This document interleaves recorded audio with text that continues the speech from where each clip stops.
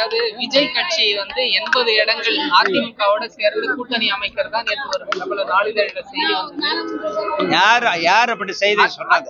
அதிமுக தலைப்பு செய்திகள் அந்த நாளிதழில செய்தி வெளியாகி இருக்கு. இப்போ வந்து அந்த நாளிதழ் செய்தியை வந்து விஜய் கட்சி மறுப்பு தெரிவிச்சிருக்கு. அப்படி ஒரு முடிவு எடுக்கப்படவே இல்லை. அப்படி ஒரு நிகழ்வு நடக்கவே இல்லை. அது தவறான செய்தி. அடுத்து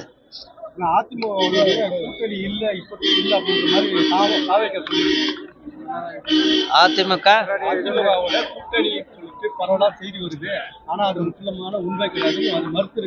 யாரு? நாங்க எப்ப சொன்னோம் கூட்டணி விஜய் கட்சியோட வச்சுக்கிறோம்ட்டு? அடுத்து சொல்லுங்கப்பா.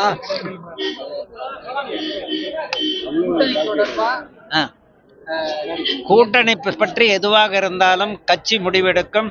கட்சியினுடைய பொதுச் செயலாளர் தான் முடிவெடுப்பார். அதற்கு காலம் இருக்கிறது. அந்த காலத்தை அது என்ன முடிவு என்பதை அவர் தெரிவிப்பார். வேற தொண்டர்களோட நம்ம வந்து பாத்தீங்கன்னா கூட்டணி வச்சாதான் ஜெயிக்க முடியும் அப்படின்னு சொல்லி நம்ம இப்ப மண்டபத்திலேயே பார்த்தோம். அது கட்சி தலைமை அந்த முடிவு என்ன என்பது பற்றி எடுக்க வேண்டிய காலத்திலே முடிவை எடுக்கும். உட்கட்சி பூசல் இப்பயே வந்து பாத்தீங்கன்னா இவங்க மாத்தி குறைகளை சொல்லிக்கிறாங்க. எப்படி நான் நிவர்த்தி பண்ணி? அதுக்கு உட்கட்சி பூசல் என்று பொருள் அல்ல, உள்கட்சியினுடைய வளர்ச்சி என்று பொருள். தொடர்ந்து பாமக கட்சியில நிறைய மாற்று கட்சியினர் போய் இணைறாங்க. அதிமுக திமுக எந்த கட்சியில? விஜய் கட்சியில தொடர்ச்சியா போய் இணைறாங்க. அதை பத்தி நான் பதில் சொல்ல முடியாது. அது அவரவர்களுடைய விருப்பம். அவ்வளவுதான்.